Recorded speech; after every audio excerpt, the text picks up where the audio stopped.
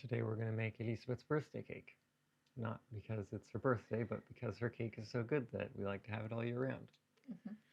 So, this cake takes a while. We're going to take a couple shortcuts today, but I'm excited because the end result should be pretty much exactly the same as usual. For the ingredients, we have carrots, celery, onions, ground beef, butter, cloves, salt and pepper. Oh, did I mention this is lasagna? I don't even know how it came along that this is my birthday cake. Prep. We just have to mince up everything. The beef is already minced. Usually it's not. And I have to chop it up with a knife, which is fun, but takes a really long time.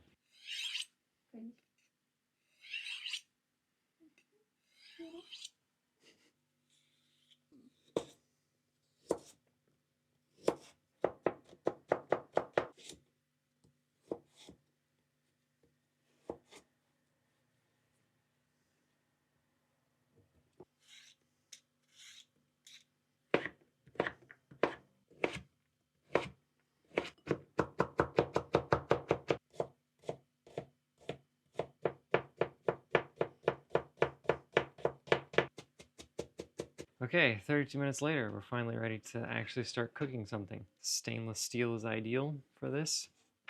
You can build up that nice brown stuff on the bottom. There's probably some fancy French word for that.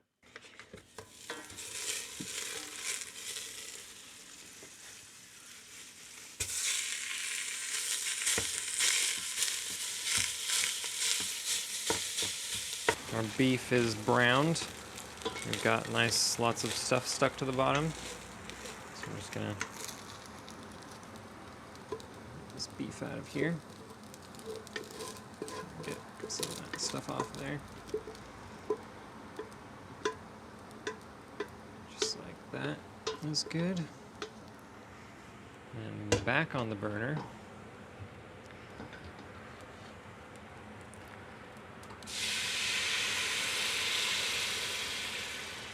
Yeah, there's not much. Just use it all. Why not? And you can see that already this is all very easily coming off. Now we just need to cook off the alcohol. Yeah, I guess we should say that this was white wine that you just poured in here. Oh, yeah. Usually it's actually red wine, but I don't have that much red wine, so. Okay, the steam no longer burns my nose, which means that all the alcohol is cooked off. And we can put this in right here with the rest of the beef. Now, I'm gonna go back on the heat and more butter quickly. I think this is a smell that everyone should smell in their lives at some point. So the vegetables are coming right along, like the onions are all nice and translucent. And that means we can put in just a tablespoon or so of tomato paste, not much. And that is all the tomato that goes in this, if you can believe it.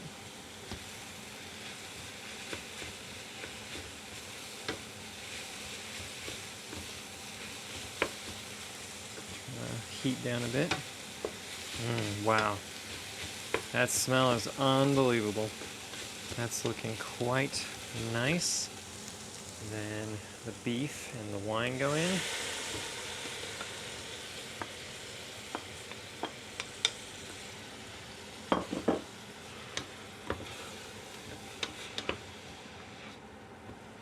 Looking very good.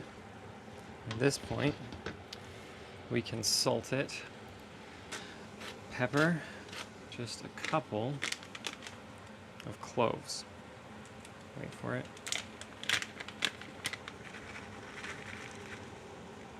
Like that, it's fine. Wow, they smell good. And give that one more little stir. Man, it is Christmas dinner, I swear. That smell is absolutely incredible. Yeah. And then in with the broth. This is just a high quality beef broth. And if you don't have like a really high quality beef broth, just use water. It's not worth using some crappy beef broth. Oh my goodness, that's so cool. Turn the heat down even more now to like just really low. It just needs to simmer, just barely simmer. That's it, that's all the ingredients. Except for one, which is time. So now we're gonna let this sit for the next 3 to 4 hours. I'll also put a lid on it, obviously. Our sauce is just about ready. It's got about 30 minutes left, so we're making bechamel. We just need butter. I am going to do the same amount of bechamel as I have pasta. So I have 500 grams of pasta, which means that I want 500 grams of bechamel, which means I need 500 grams of milk. And to make a roux that will thicken 500 grams of milk, it needs to have 50 grams of butter and 50 grams of flour. So that's how that number works. I should probably melt this butter first, but I'm kind of lazy, so melting the butter. It should make a nice paste, basically.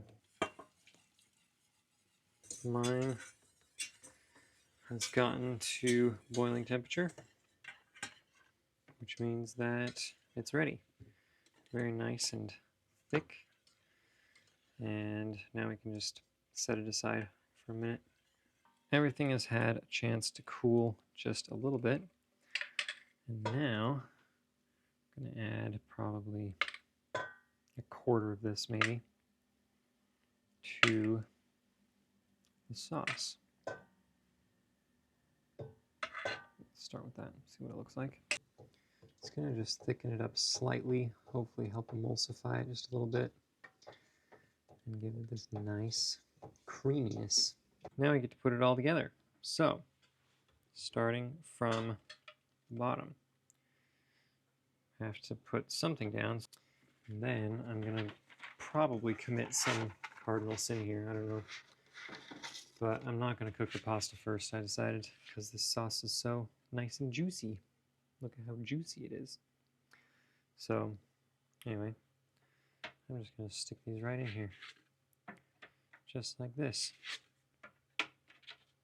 I mean, usually we make our own pasta, which also takes like tons of time.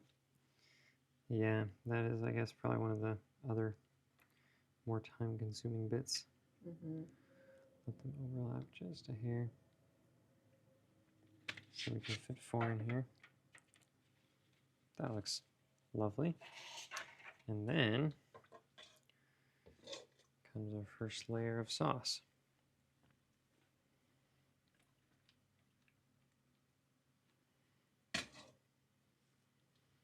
Can be generous, we've got lots. Gonna dollop in some of our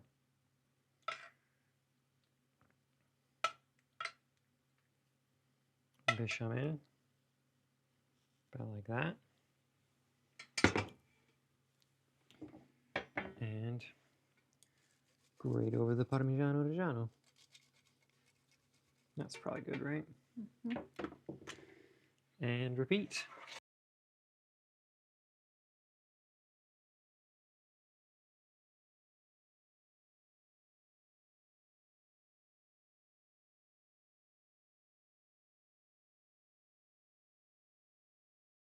Lovely. That is one big, nice, juicy lasagna. Hopefully it cooks nicely. Wow. That's beautiful.